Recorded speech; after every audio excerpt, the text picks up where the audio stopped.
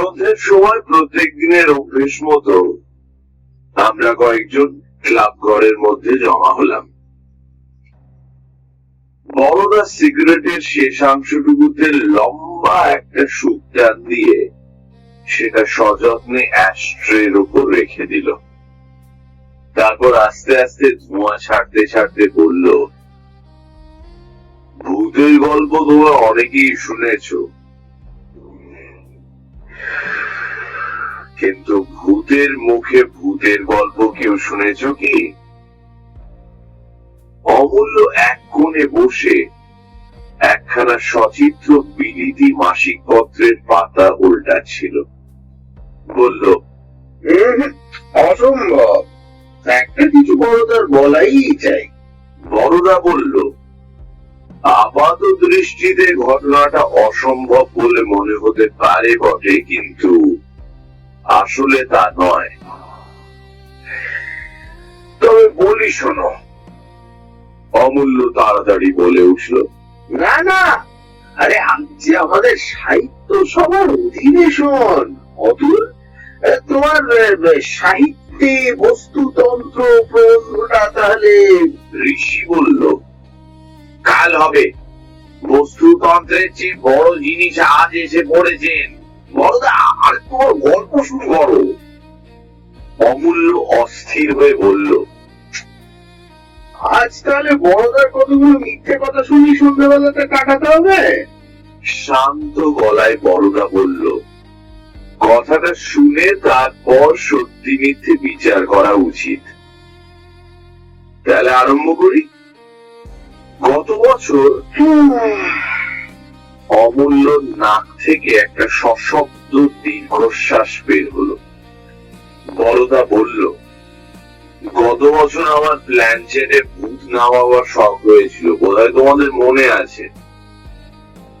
যারা জানে শোনে তাদের পক্ষে ভূত নামানো অতি সহজ ব্যাপার। দরকারি আসবাবের মধ্যে শুধু একটা তেপায়া টেবিল। অমূল্য বিড়বিড় করে বলল, আর একটা গুলি খোর। বড়দা ওদিকে কান্না দিয়ে বলতে লাগলো, একদিন একটা ছোট্ট দেখে তেপায়া টেবিল জোগাড় করে সন্ধ্যের পর আমাদের তেতলার সেই নিরিবিলি ঘরটায় বসে গেলাম। আমি, আমার বউ আর পেঁচো। অমূল্য বলল, এই বয়স থেকেই ছোট ভাইটির মাথা খাওয়া হচ্ছে কেন? বউয়ের কথা না ছেড়েই দি, কারণ যেদিন তোমার সঙ্গে বিয়ে হয়েছে সেদিন তার যা হবার হয়ে গেছে। বড়দা বলল, পেঁচোকে নেবার কারণ তিনজনের কমে চক্র হয় না। তাছাড়া সে ছেলে মানুষ, সুতরাং মিডিয়াম হবার উপযুক্ত। সে যাক, মেঝের ওপর টেবিল ঘিরে তো বসা গেল, কিন্তু ভাবনা হলো কাকে ডাকি। ভূত তো আর একাত্রি নয়। পৃথিবীর আরম্ভ থেকে আজ পর্যন্ত যত লোকের ঈশ্বর প্রাপ্তি ঘটেছে সকলের দাবি সমান। এখন কাকে ফেলে কাকে ডাকি? কিছুক্ষণ চুপ করে থেকে বড়দা বলল, আমাদের সুভাষকে চেনো তো? জুনিয়র উকিল। তার ভগ্নিপতি সুরেশ বাবু হাওয়া বদলাতে এসে গত শীতকালে নিউমোনিয়ায় মারা যান, বোধহয় তোমাদের মনে আছে। অমূল্য, তুমি তো পড়াতে গিয়েছিলে। হঠাৎ সেই সুরেশ বাবুকে মনে পড়ে গেল। তখন তিনজনে আলোটা কমিয়ে দিয়ে টেবিলের উপর আঙুলে আঙুল ঠেকিয়ে সেই সুরেশ বাবুর ধ্যান শুরু করে দিলাম। বেশিক্ষণ নয় ভাই, মিনিট পাঁচেক চোখ বুজে থাকবার পর চোখ চেয়ে দেখি পেঁচোটা কেমন যেন জুবুথুবু হয়ে গেছে,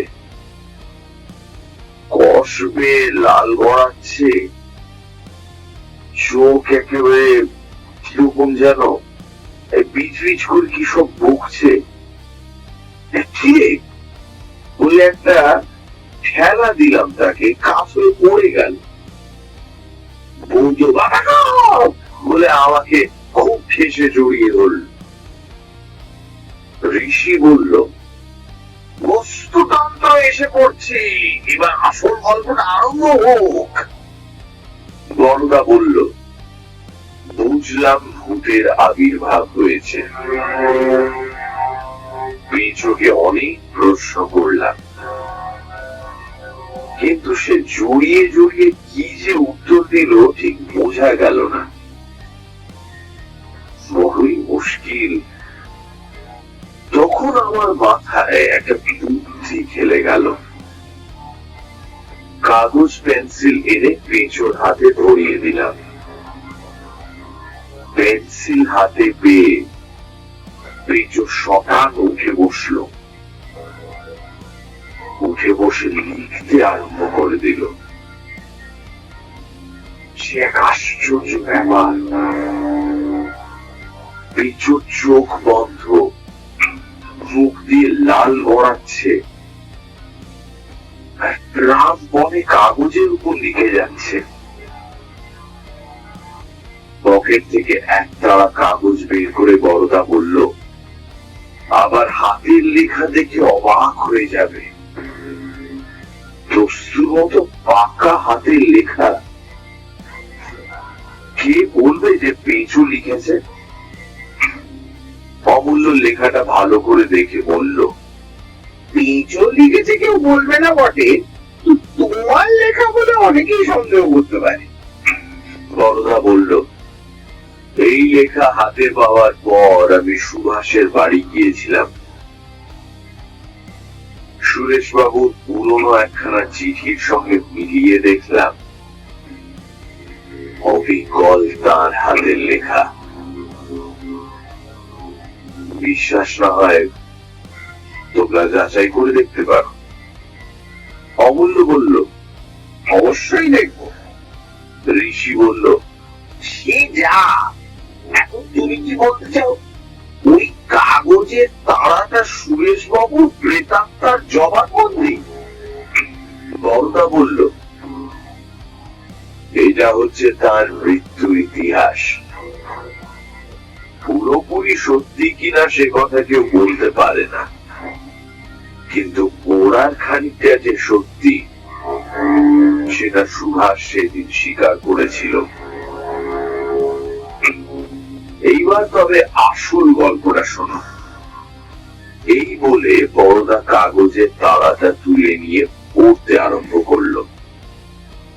যারা মুঙ্গের শহরের সাথে পরিচিত তারা জানেন যে উক্ত শহরে পিপর পাতি নামক যে বিখ্যাত রাস্তা আছে, তার পশ্চিম প্রান্তে গঙ্গার কূলে মুসলমানদের একটি বহু পুরনো গোরস্থান আছে।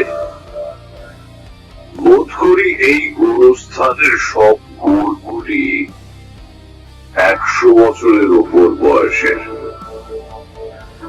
স্থানটি অনাদৃত, খুব একটা যত্ন নেয় না কেউ। কাঁটা গাছ ও জঙ্গলের ফাঁকে ফাঁকে হাড় বের করা এই কবরগুলি কোন রকমে নিজেদের অস্তিত্ব বজায় রেখেছে। এই গোরস্থানের এক কোণে একটি কোষ্ঠী পাথরের গোড় আছে। এই গোড়টি সম্বন্ধে শহরে অনেক ভুতুড়ে গল্প প্রচলিত ছিল। এইসব আজগুবি গল্প শুনে আমি কৌতূহলী হয়ে উঠেছিলাম। আমার বড় শালা বললেন যে গোড়টা নাকি সজীব। 50 বছর আগে নাকি এক সাহেব ওই গোড় লক্ষ্য করে গুলি ছুঁড়েছিল। গুলির আঘাতে পাথর ফেটে ছলকে ছলকে রক্ত উঠেছিল। সে রক্তের দাগ এখনো নাকি মিলিয়ে যায়নি। গোড়ের গায়ে তেমনি শুকিয়ে গড়িয়ে আছে। আর যে নাস্তিক সাহেব গুলি করেছিল সেও প্রাণে বাঁচেনি। সেই রাতেই ভয়ঙ্কর ভাবে তার মৃত্যু হয়েছিল। একদিন শীতের সন্ধ্যায় শালাকে সঙ্গে নিয়ে কোর্টটি দেখতে গেলাম। শালা আমারই সমবয়সী, প্রেতজনিতে অটল বিশ্বাস। আমি কিছুদিন যাবৎ মুঙ্গেরে এসে শালার বাড়িতেই হাওয়া বদল করছিলাম, সঙ্গে স্ত্রীও ছিলেন।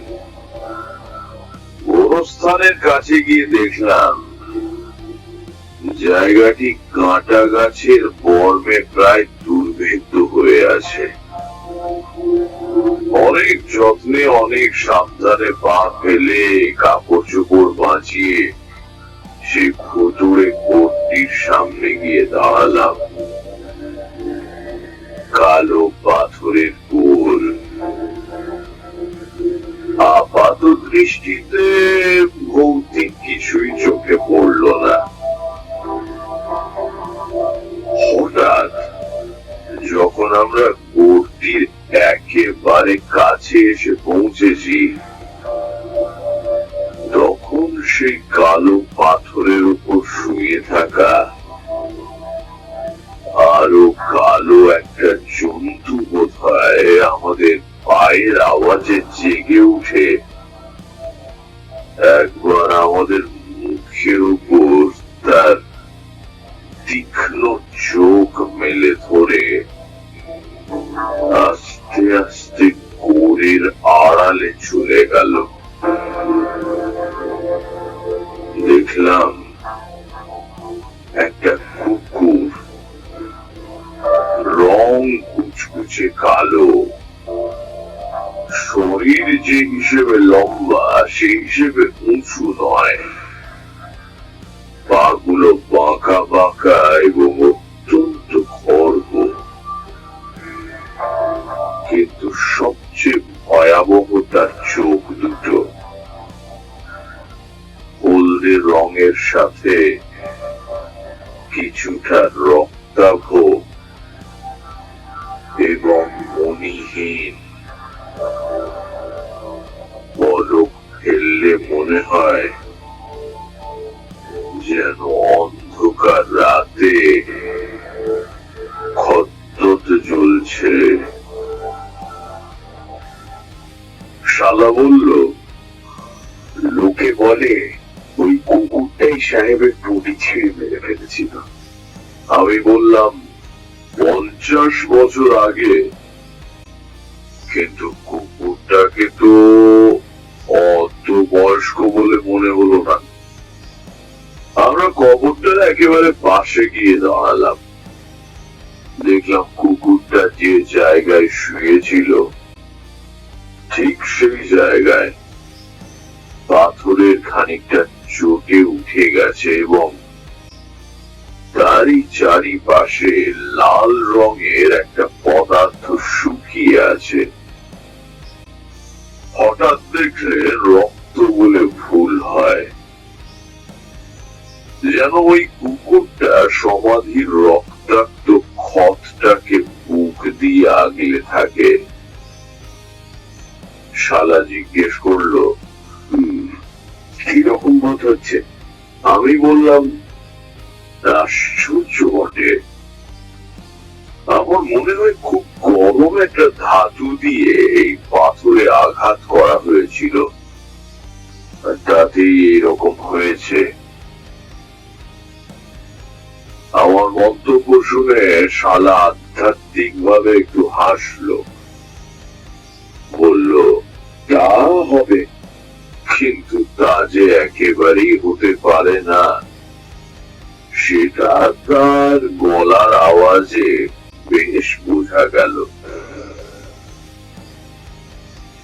কোন একটা তর্কাধীন বিষয়ের আলোচনায় মানুষ যখন অট্টহাস্য করে, যেন অপর পক্ষের সঙ্গে তর্ক করাটাই ছেলে মানুষই, তখন অপর পক্ষের মনে রাগটা হওয়া খুবই স্বাভাবিক। আমারও একটু রাগ হলো, কিন্তু যে লোক তর্ক করতে অসম্মত তাকে প্রত্যক্ষ প্রমাণ দিয়ে বুঝিয়ে দেওয়া ছাড়া অন্য কোনো রাস্তা নেই। তাই আমি বললাম, আচ্ছা এক কাজ করা যাক, আমার মধ্যে একটা প্ল্যান এসেছে। এই পাথরটা ভেঙেই দেখা যাক না ঝলকে ঝলকে রক্ত বেরোয় কিনা। আর চোখে দেখাচ্ছে বড় তো আর কোনো প্রমাণ নেই। কাছেই একটা বড় পাথর পড়েছিল, আমি সেটা তুলে নিয়ে করে আঘাত করতে যাব এমন সময় সেই কুকুরটা কোথা থেকে ছুটে এসে একটা বিশ্রী রকমের চিৎকার করে উঠল এবং সমস্ত দাঁত বের করে অত্যন্ত হিংস্র ভাবে আমাকে শাসিয়ে দিল। শালা আমার হাত ধরে টানতে টানতে বলল, চলে এসো চলে এসো, কি যে তোমার পাগলামি। কুকুরটার আকস্মিক আবির্ভাবে আমার শালা যতটা অভিভূত হয়ে পড়েছিল, বাস্তবিক পক্ষে আমি কিন্তু ততটা হইনি। অথচ একটা হিংস্র কুকুরকে অযথা ঘাঁটানো বিশেষ যুক্তি কাজ নয়।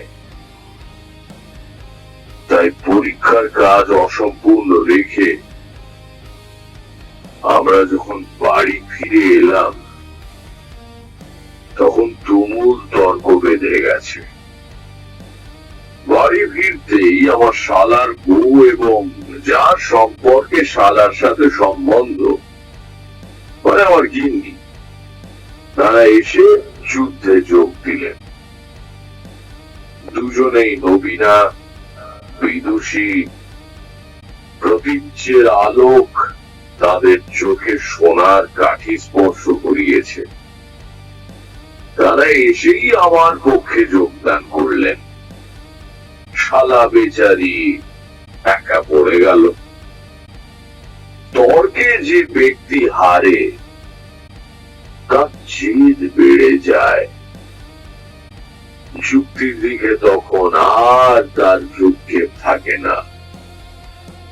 শালা শেষে চটে উঠে বলল, মানতে না চাও মেনো না, কিন্তু দুপুর রাত্রে একলা ওই জায়গায় যেতে পারে এমন লোক তো কোথাও দেখি না। শালার বউ উৎসাহী চোখে বলল, আচ্ছা, এমন লোক যদি পাওয়া যায় যে যেতে পারে, তাহলে তো মানবে যে তোমার ভূত শুধু তোমার ঘাড়েই ভর করে আছে, আর কোথাও তার অস্তিত্ব নেই। শালা গম্ভীর কণ্ঠে বলল, একলা রাত্রে সেখানে যেতে পারে এত সাহস কারণ নেই। আর যদি বা কেউ যায়, সে যে ফিরে আসবে এমন কোন সম্ভাবনা দেখি না। আমি বললাম, সকলের সাহস এবং সম্ভাবনা সমান নয়। আমি যেতে প্রস্তুত আছি। শালা অতি বিস্ময় কিছুক্ষণ চুপ থেকে বলল, তুমি প্রস্তুত আছো? রাত 12টার সময় একলা? তার মুখে আর কথা সরল না। আমি হেসে বললাম, নিশ্চয়ই। এই দেশে বেশি দিন থাকিনি বলেই বোধহয় আমার সেই সাহসটুকু আছে। তাহলে আজই ভালো। আজ বোধহয় অমাবস্যা। শাস্ত্র অনুসারে রাজ্যের ভূত প্রেত দৈত্য দানব আর সবাই এই মর্তভূমিতে ফিরে এসে দিক বিদিকে নাচ করে বেড়াবেন। অতএব এই সুযোগ ছাড়া উচিত হবে না। শালা ভয় ভয় চোখে চেয়ে বলল, গোয়া তুমি করো না সুরেশ, ভারী খারাপ জায়গা, এসব বিষয়ে তোমার অভিজ্ঞতা নেই। শালার বউ হেসে উঠে প্রতিবাদ করলো, ভয় পাবেন না সুরেশ বাবু, আপনার জন্য একটা খুব ভালো প্রাইজ ঠিক করে রাখলো।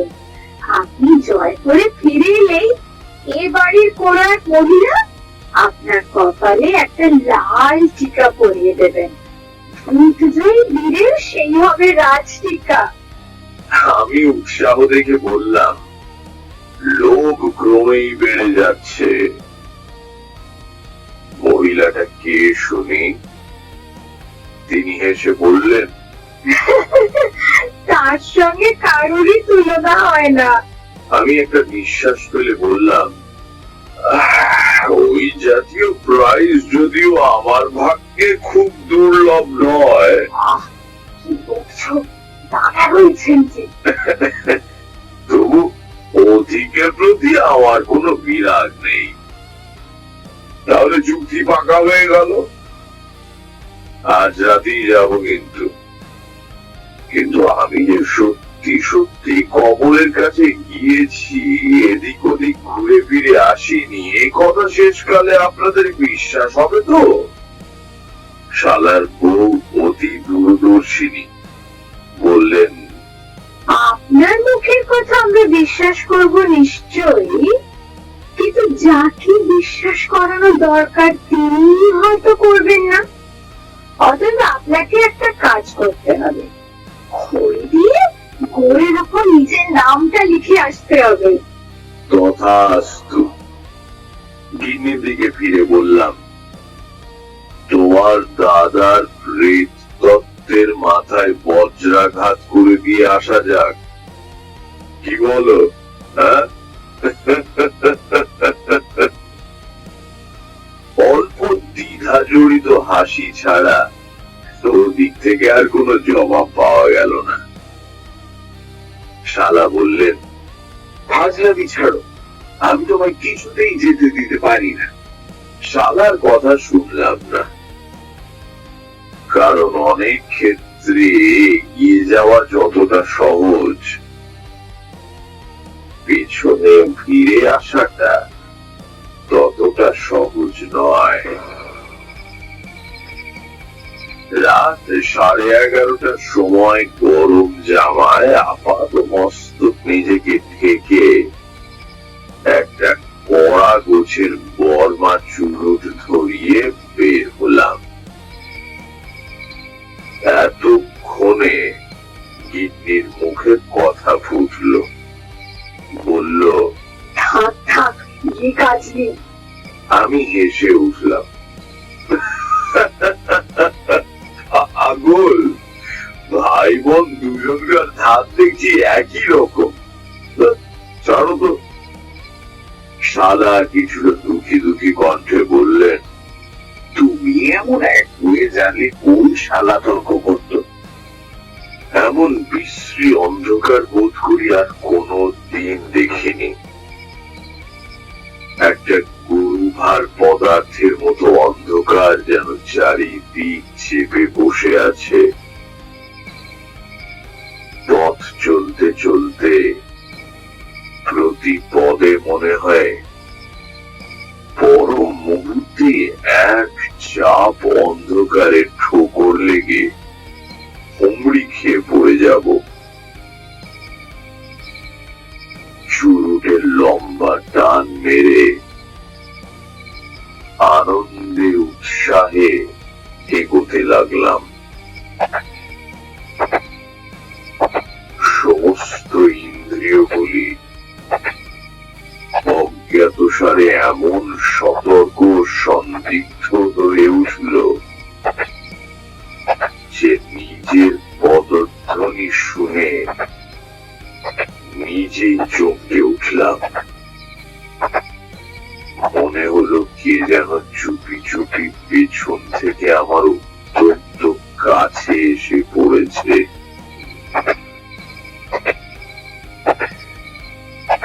কিন্তু অকারণে ভয় পাওয়ার পাত্র আমি নই। মনে মনে বেশ বুঝতে পারলাম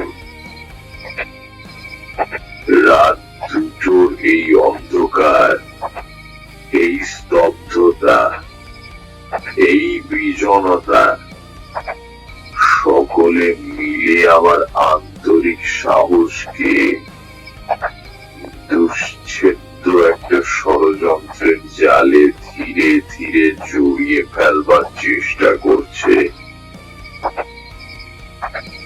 একটা অলৌকিক মায়া যেন আমার চেতনাকে আচ্ছন্ন করে ফেলছে।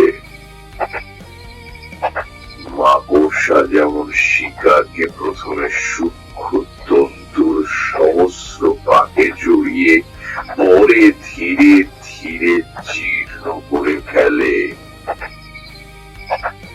তেমনি এই অদৃশ্য শক্তি আমার সহজ সত্তাকে ক্রমে ক্রমে অভিভূত করে ফেলছে। ক্রমে বিপদবাদী রাস্তার পূর্ব প্রান্তে এসে পড়লাম। এটারই উল্টো দিকে কবরস্থান। রাস্তার দুই পাশে বড় বড় গাছ, মাথার উপর বহু উঁচুতে তাদের শাখা প্রশাখা মেলে ধরেছে।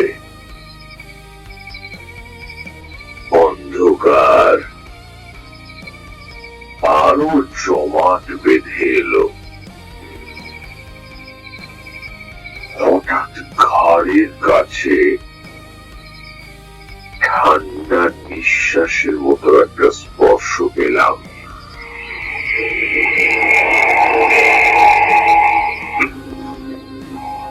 শরীরের সমস্ত রোম শক্ত হয়ে দাঁড়িয়ে উঠল। পরক্ষণে একটা খুব ছোট জিনিস পিঠের উপর দিয়ে খড়খড় শব্দ করে নিচে গড়িয়ে পড়ল। বুঝলাম ওপর থেকে একটা শুকনো পাতা ঝরে পড়েছে পিঠের উপর। আরামের নিঃশ্বাস ফেলে এগোতে লাগলাম। লম্বা টানের চোটে চুরুটটা প্রায় শেষ হয়ে এলো। অন্য সময় হলে ফেলে দিতাম, কিন্তু আজ সেটাকে কিছুতেই ছাড়তে পারলাম না। তার জ্বলে থাকা শেষটুকু যেন একটু প্রাণের সংস্রব ছিল।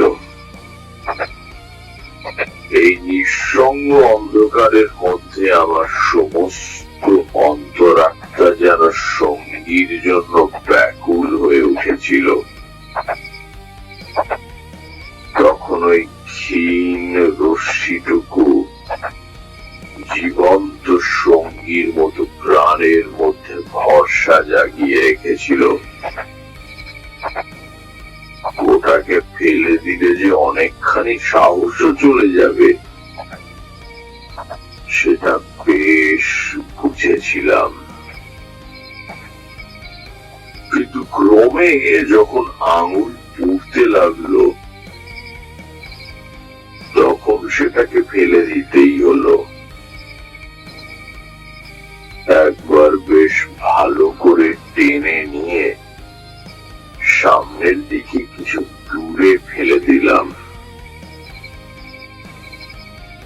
ফেলে দেওয়া মাত্র মনে হলো যে আঙুল দুটো দিয়ে চুরুট ধরিয়েছিলাম সেই দুটো আঙুলের ফাঁক দিয়ে খানিকটা ঠান্ডা বাতাস শরীরের মধ্যে ঢুকে পড়ল। আমার চোখ ছিল ওই ফেলে দেওয়া চুরুটটার উপর। সেটা মাটিতে পড়া মাত্র আগুন ছিটকে উঠল। তারপর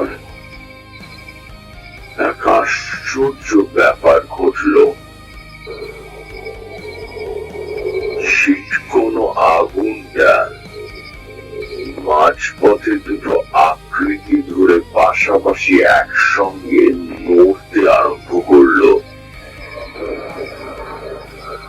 মাটি থেকে প্রায় 1 হাত উপরে থাকা পরস্পরের 4টে আঙুলের ব্যবধানে এই ক্ষুদ্র আগুনের গোলা দুটো একজোড়া লাল জোনাকির মতো সামনের দিকে চলতে আরম্ভ করলো এবং মাঝে মাঝে মিটমিট করতে লাগলো। আমার মাথা বোধহয় গরম হয়ে উঠেছিল, কিন্তু কি জানি কেন আমার ধারণা জন্মালো যে ওই মিটমিট করা আগুনের স্ফুলিঙ্গ দুটো আর কিছুই নয়, দুটো চোখ আমার দিকে তাকিয়ে আছে এবং এই চোখ দুটোর পেছনে একটা ছোট আকারের কুকুরের কালো রং যে অন্ধকারে মিশে আছে তা যেন মনে স্পষ্ট অনুভব করলাম। চলতে চলতে কখন দাঁড়িয়ে পড়েছিলাম লক্ষ্য করিনি। চোখ দুটো সামনে কিছু দূরে দাঁড়ালো, তারপর কতক্ষণ যে চোখের পাতা না ফেলে আমার মুখের দিকে তাকিয়ে রইল জানি না। মনে হলো বহুক্ষণ পরে সেই চোখের পাতা পড়ল। তখন সেটা আবার চলতে আরম্ভ করলো। আমিও পেছন পেছন চললাম। শরীরের ওপর তখন কোনো অধিকারই নেই। স্বপ্নে বিভীষিকার সামনে থেকে পালাবার ক্ষমতা যেমন লোপ পায়, আমিও তেমনি নিতান্ত নিরুপায় ভাবে ওই চোখের পেছন পেছন হাঁটতে লাগলাম। স্বাধীন ইচ্ছে তখন একেবারে অবশ। আছে কেবল সমস্ত চেতনা ব্যাপী দিক বিদিক জ্ঞান শূন্য ভয়। কতক্ষণই আগুনের চোখ আমাকে তার আকর্ষণ প্রভাবে টেনে নিয়ে গিয়েছিল আমার ধারণা নেই। একবার চেতনার অন্তরতম প্রদেশে যেন তীক্ষ্ণ অনুভূতির ছায়া পড়েছিল যে পাকা রাজপথ দিয়ে চলছি না। আরেকবার মনে হয়েছিল বোধহয় একটা গাছের মোটা শিকড়ে ঠোকর খেলাম, কিন্তু সেসব আমার ইন্দ্রিয় উপলব্ধির বাইরে। হঠাৎ একটা বড় রকমের ঠোকর খেলাম, এটা বেশ মনে আছে। তারপর পুকুরি খেয়ে পড়তেই নিচের দিকে গড়াতে আরম্ভ করলাম। কোথায় পড়েছি কোনো ধারণাই ছিল না। অন্ধকারে দেখাও অসম্ভব, কিন্তু এই পতন যে অনন্তকাল ধরে চলতে থাকবে এবং পতনের লক্ষ্য যে একটা অতল স্পর্শ স্থানে লুকিয়ে আছে সেটা মনের মধ্যে বদ্ধমূল হয়ে গেল। অথচ কি নিদারুণ সেই পতন! গড়াতে গড়াতে এক ধাপ থেকে অন্য ধাপে পড়ছিলাম এবং প্রত্যেক ধাপে নিচে গড়িয়ে যাওয়ার সঙ্গে সঙ্গে দেহের হাড়গুলো যেন একবার করে ভেঙে যাচ্ছিল। এই নিচে নেমে যাওয়ার শেষ ধাপে যখন এসে পৌঁছলাম তখন কোনো জ্ঞান বিশেষ ছিল না, কিন্তু একটা অনন্ত যন্ত্রণার পথ যে অতিক্রম করে এসেছি সেটা সমস্ত শরীর দিয়ে টের পেলাম। অনেকক্ষণ পর চোখ মেললাম, সেই দেহহীন লাল চোখ দুটো আমার মুখের অত্যন্ত কাছে ঝুঁকে পড়ে কি যেন পরীক্ষা করছে। দেহের রক্ত তো জল হয়ে গিয়েছিলই, এবার সেটা একেবারে বরফ হয়ে গেল। একটা অসহ্য শীতের শিহরণ সমস্ত দেহটাকে যেন ঝাঁকানি দিয়ে গেল।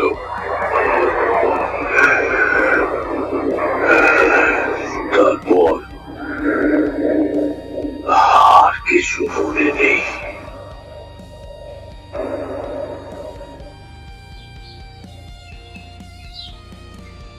সূর্যোদয়ের কিছু আগে জ্ঞান হলো কালকে রাত যে স্বাভাবিকভাবে কাটেনি, এই চিন্তা নিয়ে চোখ মেললাম।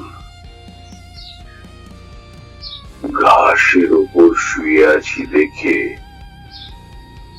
তাড়াতাড়ি উঠে গেলাম। গায়ে দারুণ ব্যথা। আবার শুয়ে পড়লাম। তখন ক্রমশ সব মনে পড়ে গেল। ঘাড় না নেড়ে যতদূর সাধ্য দেখে বুঝলাম বিপরপাতি রাস্তার পাশে পাশে কেল্লার যে শুকনো গড় খাই গিয়েছে তারই তল দেশে বাবলা গাছের ঝোপের মধ্যে পড়ে আছি। সূর্য উঠল।